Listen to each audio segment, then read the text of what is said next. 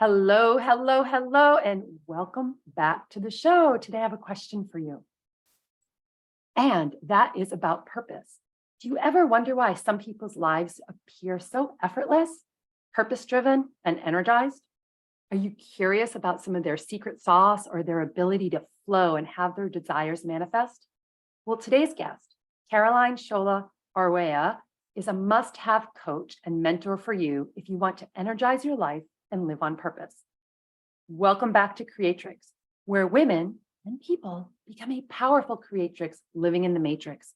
I'm your host, Kat Moulton, coach, catalyst, and guide, and I help you remember who you really are and inspire you to take the action steps needed to move your dreams and desires forward. Today's guest is the articulate, extremely educated, and well-traveled Shola Arewa. Shola, the Energy Doctor, as she's known, is a highly respected figure in the fields of spirituality and wellness, recognized for her expertise in energy work. With over 3 decades of international experience and awards, Shola is a psychologist, speaker, and author of 5 books, including the bestseller Open to Spirit and Energy for Life. Shola trains spiritual coaches and supports individuals to reclaim their energy, enhance their well-being, and transform their lives. Shola will empower you to make important lifestyle changes and manifest a life you love. Shola helps you get your energy back and your life on track. Shola, welcome to the show. I'm really delighted to have you here today.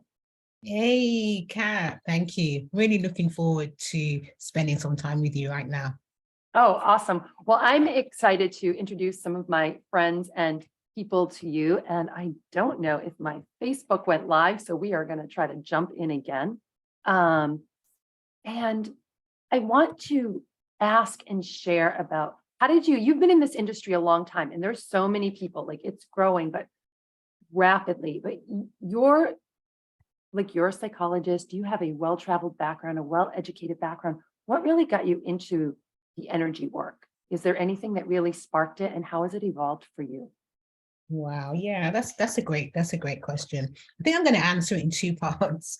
I'm going to just say a little bit about how I made some kind of massive changes.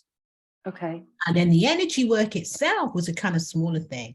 So what had happened was I was a fashion designer. I had a business in Kensington, and I just got to that place, that kind of point in my life where I felt that there must be more. You know, I had a successful business, I was doing what I loved, but I was kind of, it got to a place where it was about money.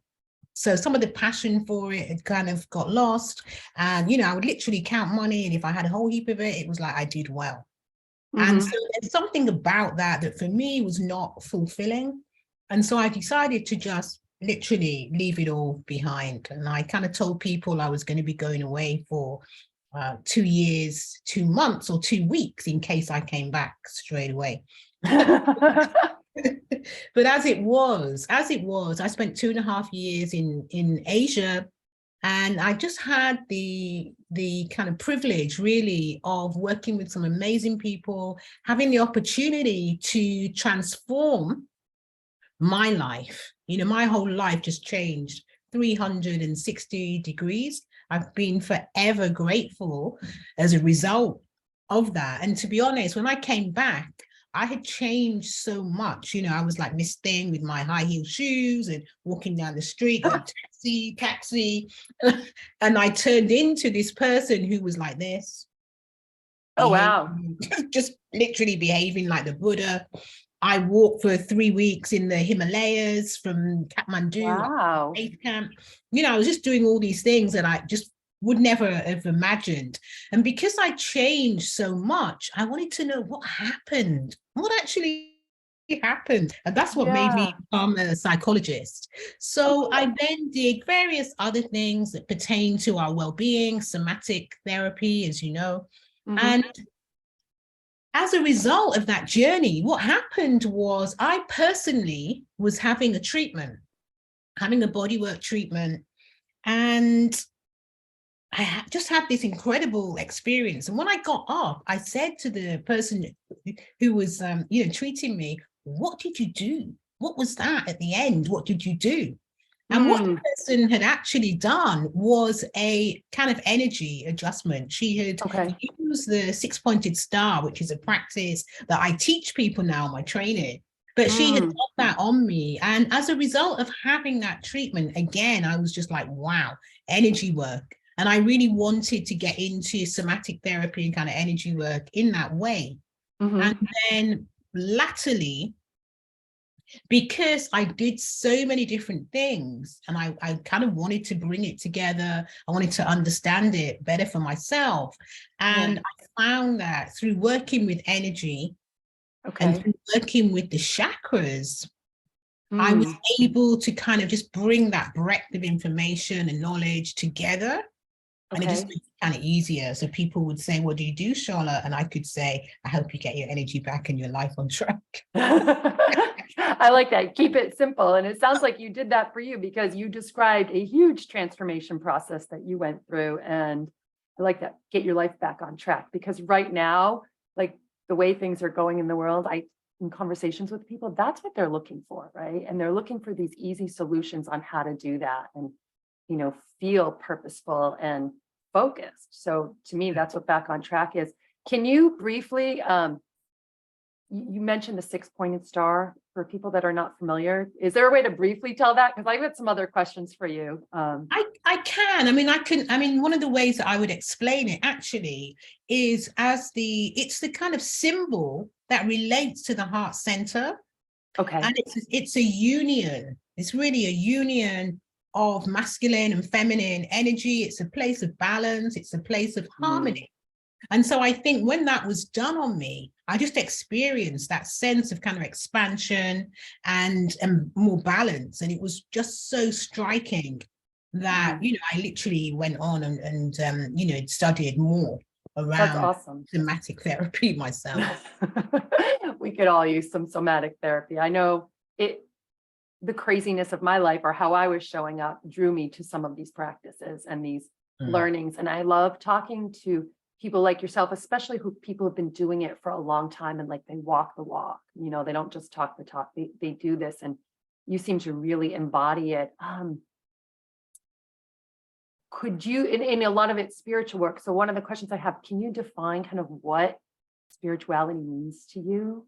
Or so that we're on, it means something different to everybody else, right? Some of these words, and I like to put some framework around it for people.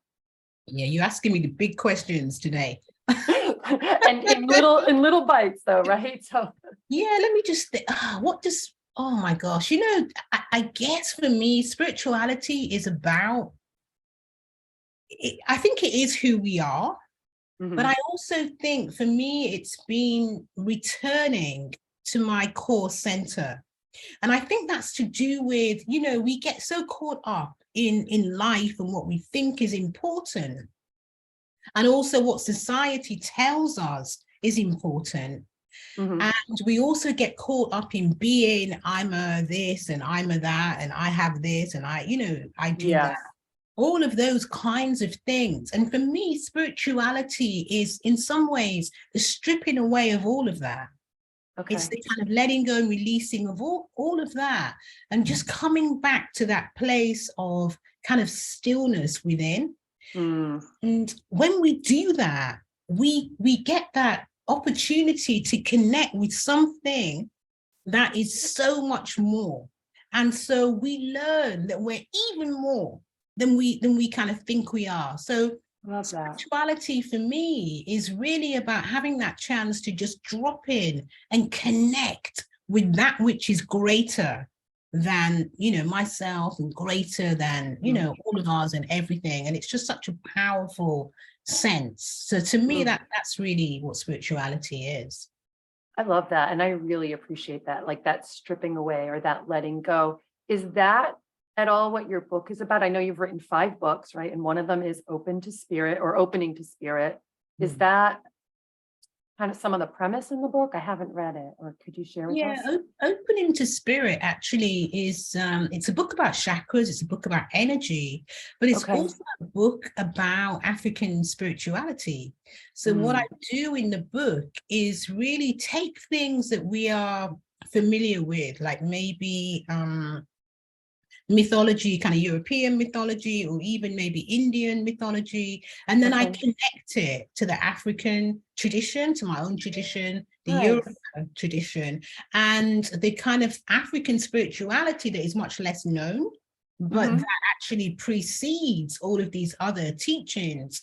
And so what Opening to Spirit does is it makes that kind of connection and comparison between these traditions. And it's also a workbook, so it gives you, you know, just so many ways of working with energy and really journeying through your chakras. I like that. It's a big old book. Do you have a copy of it? Do you want to show us? Oh, wow. I didn't realize it was so big. I've seen the cover and I've done some of the research. Yeah. So Beautiful. this actually is a 20-year anniversary edition. And congratulations. And we're now celebrating 25 years. So it came out in 98. Yeah, so I don't suppose you can really see, but it has some color plates. Let me just see if I can come back to those. Yeah, so you just kind of see, whoops. These the graphics and the images. This is how books were 25 years ago. We don't do it like that now, but so it's just looking at that actually is a 6-pointed star. You can see that. I can see that. I love that. I love the colors. Goddess Mayat. It's an Egyptian goddess. So it just kind of looks at things in a little different way. No, that's great. And I want to ask you about that briefly, because, you know, a lot of times when people, or at least I've studied the chakras, it's always about Vedic or Indian culture. And you said, you know, in the West African, it really precedes all that. It's kind of where it originated. Do you want to share any more about that for us? Do you have a minute? I mean, I can. I mean, what for me is just fascinating. And I actually spent 7 years writing this book. Okay. Wow. Yeah, I wasn't counting, it just took 7 years. But what was really fascinating for me was all of the correlations. So the correlations between the ancient Kemetic, the Egyptian system, and the ancient kind of Dravidian, the tantric teachings, the kind of a lot of the yoga that we know is based on. And there's just so many correlations. I mean, just a couple of really simple examples is people would be familiar with, let's say, Hatha yoga. And people who are yoga teachers would know that Hatha yoga, the term we're taught in yoga, that it means kind of moving from the dark to the light, and that it's also the union of the sun and the moon. Now, in Sanskrit, sun is Surya and Chandra is the moon. They're the names of the sun and the moon.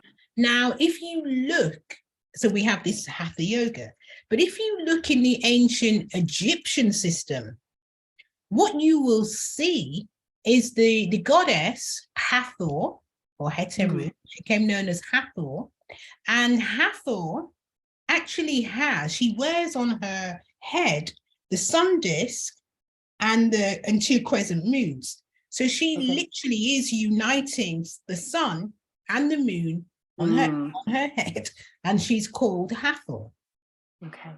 And so for me, I just see some of these kind of correlations. All of the different deities relate to the Netta, the Egyptian gods and goddesses. There was another, I'll just share one more. This was fascinating for me as well. And this is about Meru. So again, in India, we have a mythological mountain that is called Meru. We have postures for any yoga teachers who are listening. We have a posture that's called Meru Danda. And the posture is Dandasana. Unless you got to start doing the posture. Do some yoga for us. Just automatically start moving. Where your spine, your kind of spine is upright when my legs out here. Your legs are kind of forward. It's a forward bend. We know that as a bend. But the spine, the Dandasana, the name of the posture, comes from the Danda, which is your spine.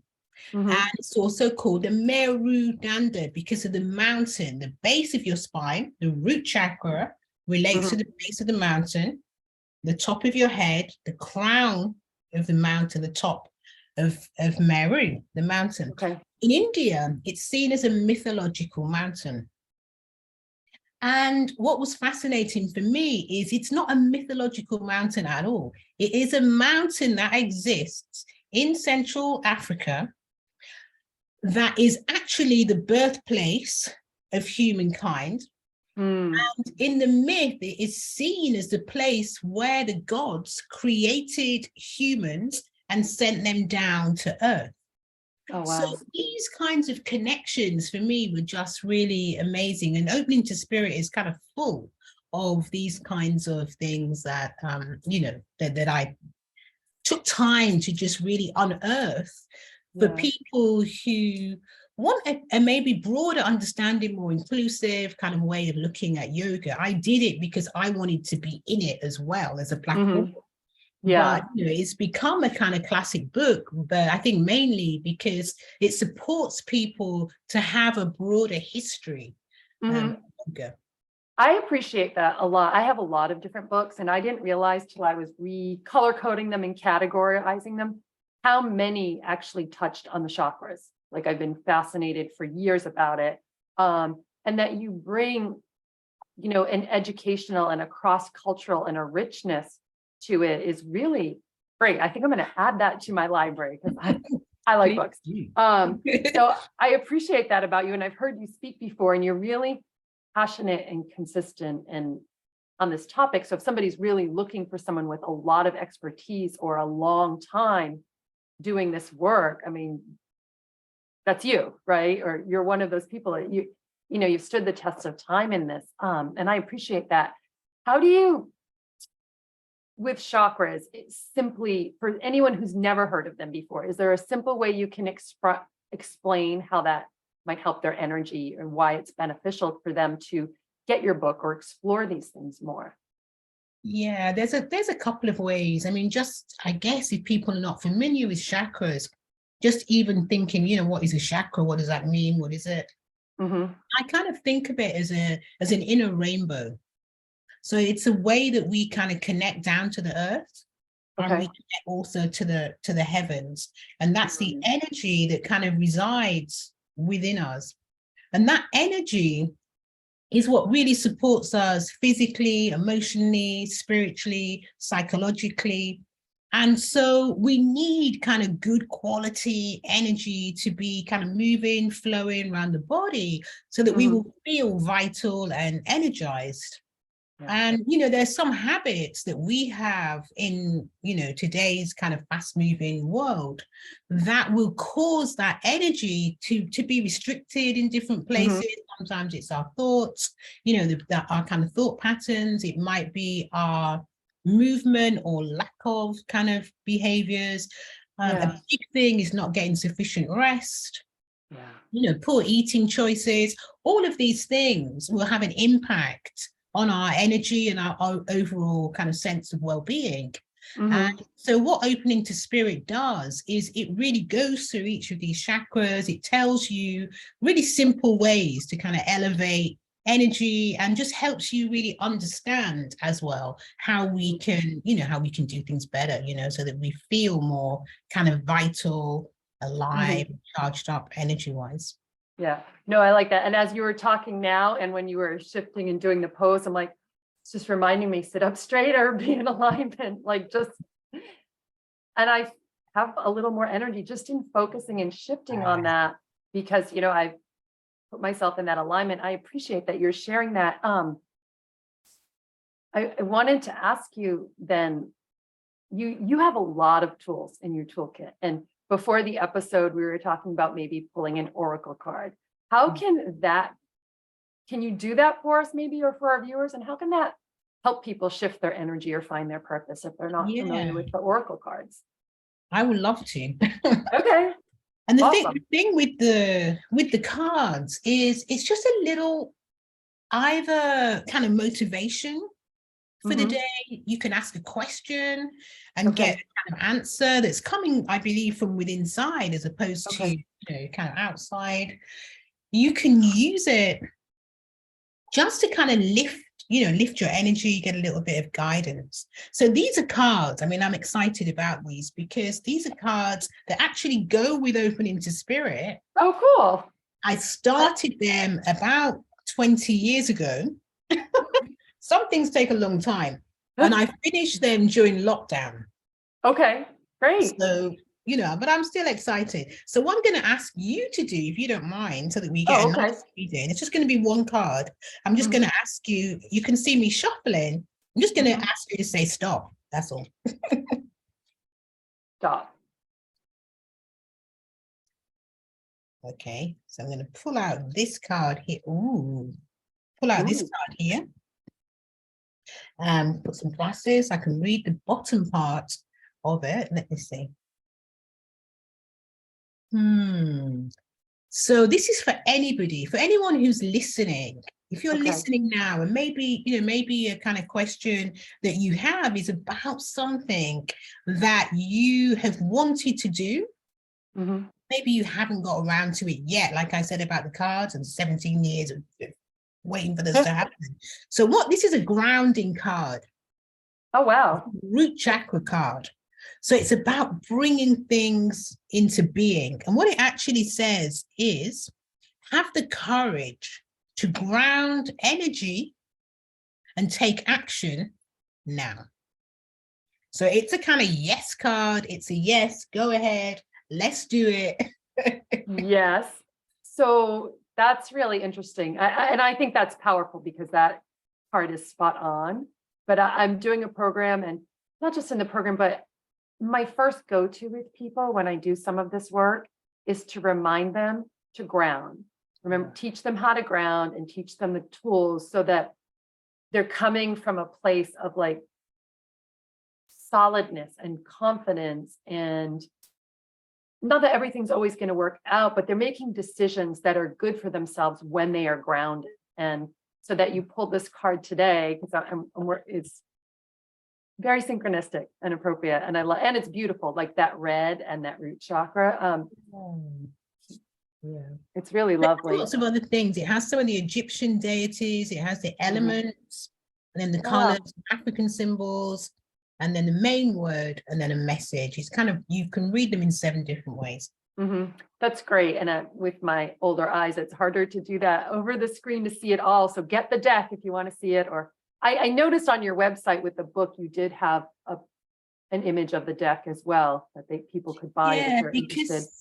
Yeah, actually, because what we have, and particularly if you're in the UK or if you're in the US, there's a companion set, so they come together, and I think there's a 10% discount or something when they're bought together. So if you go to my website and you just see the book, just keep hunting around. You need to go to the chakra page, and that's where you find them actually together.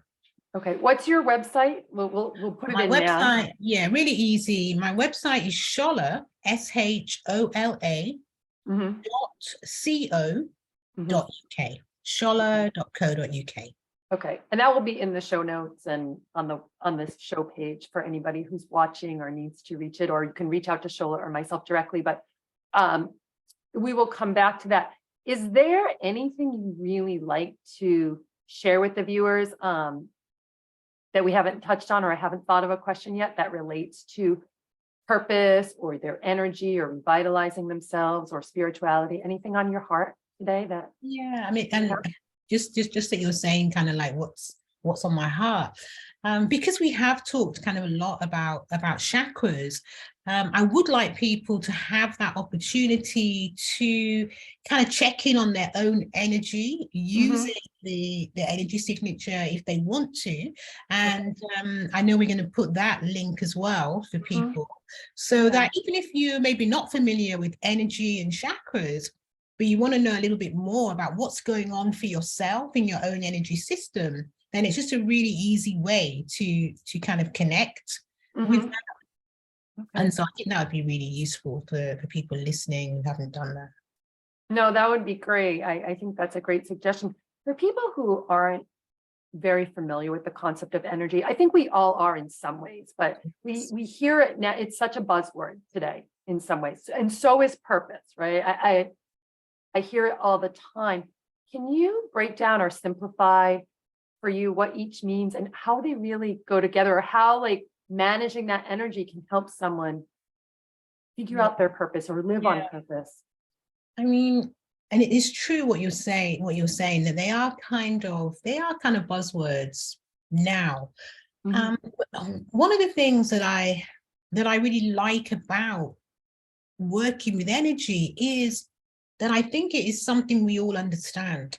Mhm. So even when children come in, even, like little babies, they're watching your energy. Right. They are kind of making decisions about when to be in your field, your energy field, Mhm. when to kind Yeah. of keep away from you, who to speak to, who not to be with, when to ask for their new trainers or to have a sleepover.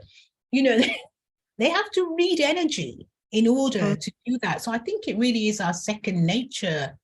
We use energy language all the time, brokenhearted, weak at the knees, a lot on my back, Mm. you're getting Yeah. on my nerves, all of these things. That is kind of energy language. And so I think we're already familiar with energy.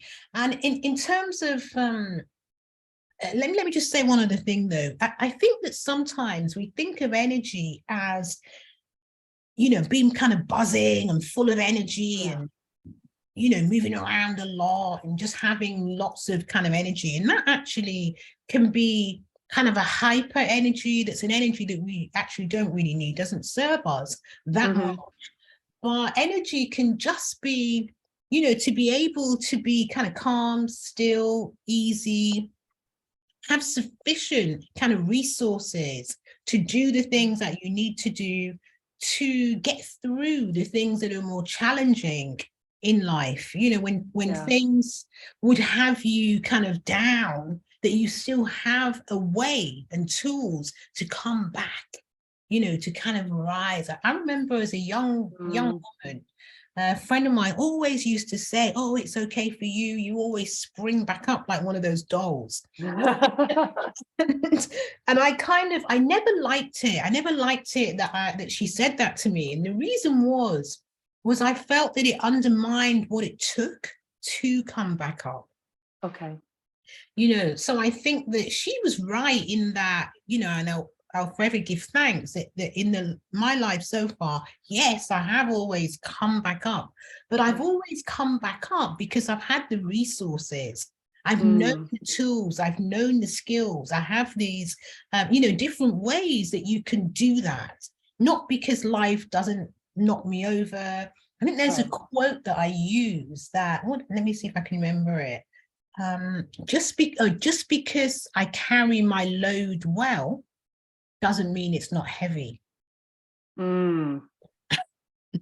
I have not heard that one before, but that resonates. That makes a lot of sense, because the truth is nobody goes through this life unscathed.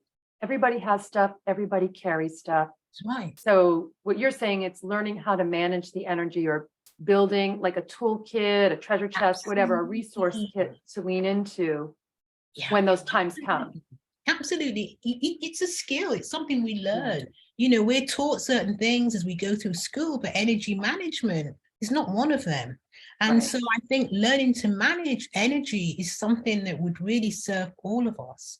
Mm-hmm. And, your other question is around purpose. And actually, I think either knowing or having a purpose also helps to elevate our energy, because Mm-hmm. we have a kind of reason for being, Yeah. and I think that as long as we're breathing, as long as we have breath, because everyone doesn't, and some people, Mhm. they slept last night, they're not taking breath this morning. That's the reality. Yeah. And I've said that before, actually, when I've been speaking in different audiences, and people have come up to me and told me, "Oh, you said that," or people have maybe cried and just walked out Yeah. because it resonated so much. None of us have to be here. Mm-hmm. And so when we are taking breath, I believe it's for a purpose, a divine purpose. And I Mm-hmm. think if we know what that purpose is, and so that we have a sense of having a purposeful life, Mm-hmm. it also just makes things easier. It means that we Right. continue. Maybe for some people, you know, their whole purpose is raising the next generation. You know, it's around having their children, maybe their family, and really, you know, making a contribution to, you know, the next generation through raising children. You know, for some of us, it might be in healing and well-being, and for some it's storytelling, you know, for some it's building houses, all kinds of things. You know, we need all, you know, in the streets. It doesn't matter what it is. But if we do that in a way that is purposeful, and we know that it makes a difference in other people's lives, then we have that kind of motivation and inspiration to take more breath and to be purpose-filled, you know, in our lives. I appreciate that you said that, because sometimes, and this is, I guess, what I was getting at with the buzzword, when I hear purpose in certain circles, it's like you have to have this big goal, desire, dream that's maybe may or may not be attainable, or maybe it's not even really yours. But what I hear you saying is that sometimes the purpose is the smaller things, and they're not really that small. Like raising a family is not that small. It's not glamorous necessarily. I've got 5 kids, right? But it's huge because it affects the next generation. And I appreciate you shining light on that all these things are important and serve a purpose. If someone is feeling inside, though, like they don't know what their purpose is, or not feeling a sense of purpose, do you have any suggestions for them or takeaways that they could do to figure it out? Or surprise, I have a whole book on it. I have a book that's called Embracing Purpose, Passion, and Peace, because those things are so important to me. There is an ebook copy of it, so we can offer that as well to listeners who can literally work through, because it has a series of questions. But I know one of the questions is about really looking at how other people view you and how they use you. You know, so it might be that you're seen as somebody who, you know, bakes the best cakes and everybody wants you to bake those cakes. You know what I mean? Or just the way that others see you might be somebody that everybody comes to with their problems because you're a good listener.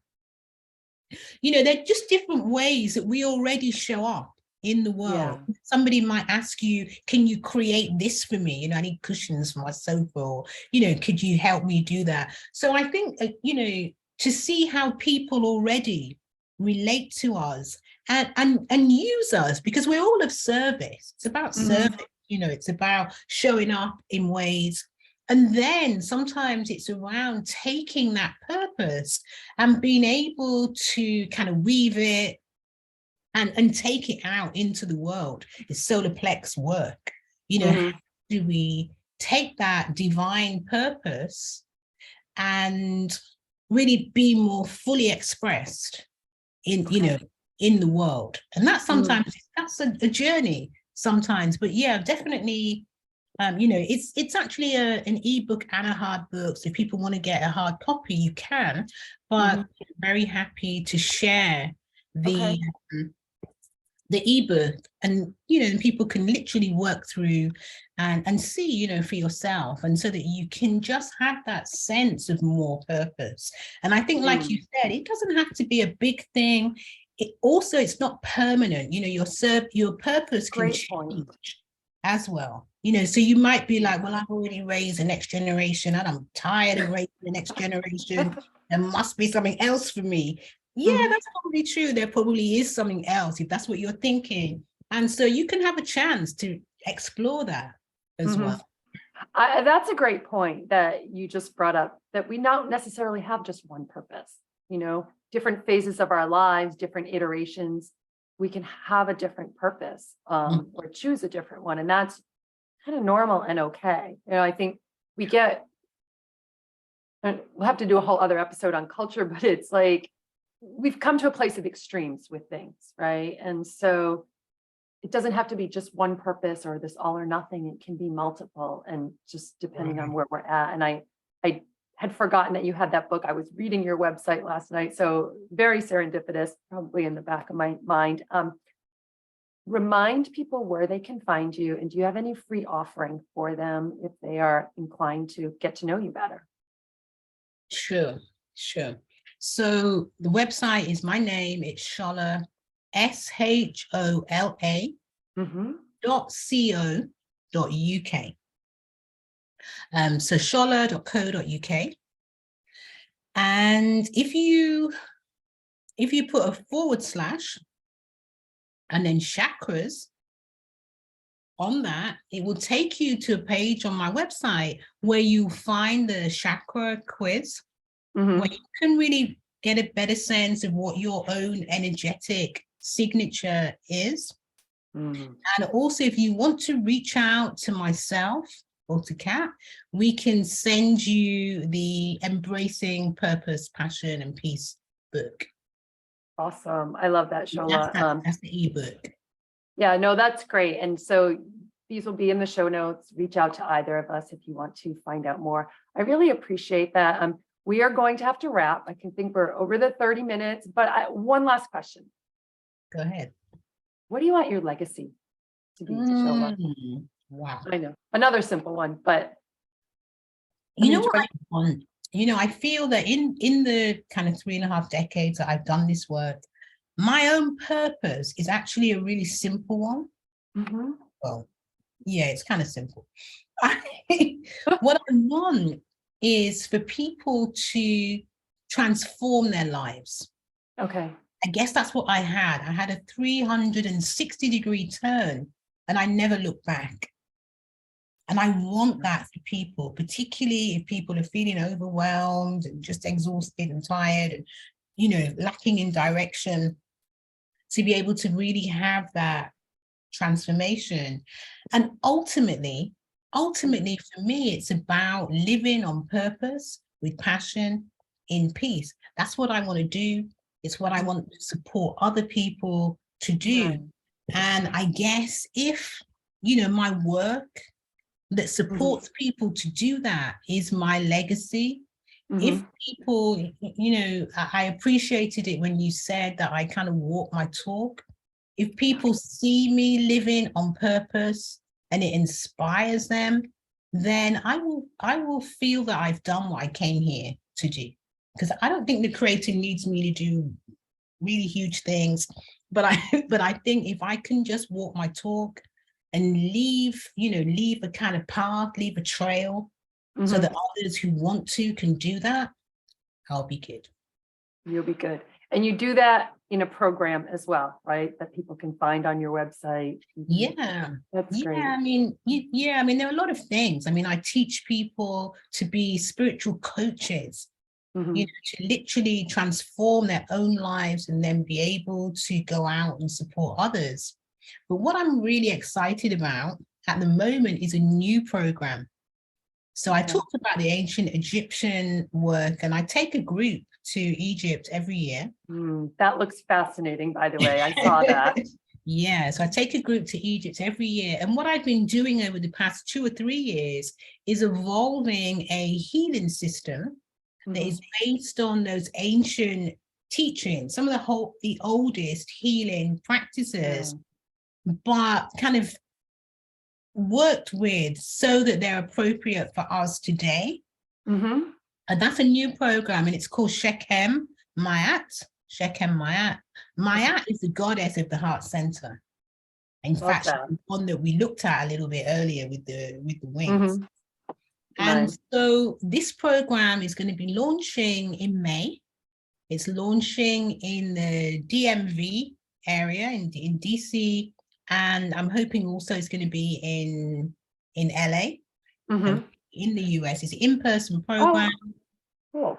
Yeah, it's got several levels. It has an initiate level, a practitioner level, and then a trainer level. And that is definitely part of my legacy, because what I want to do is in having the training aspect is kind of allow people to be able to just take that program out and use it. In fact, what I say to people who work with me, this is what I'm saying to them. I say, I need you to step up so that I can sit down. Oh, I love that. It's time to pass the torch almost, right? So absolutely. To the next generations coming in that can continue to have this impact and educate people about why working with their own energy and mastering it and living from that expression can be so powerful. So I really appreciate you being here, Shola, today. I appreciate your time, your energy, your presence. I've learned a lot from you, even today, more about you and in some of our other interactions. So thank you for being here. We are going to have to wrap.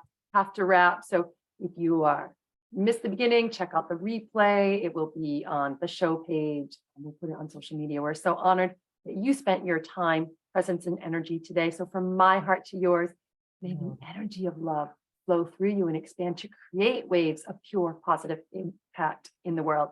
We'll see you next time. Bye-bye for now. Thank you so much. Thank you, Kat. Thank you so much for inviting me. I've just loved spending this time. Thank you. Oh, I'm so glad you came. Thank you.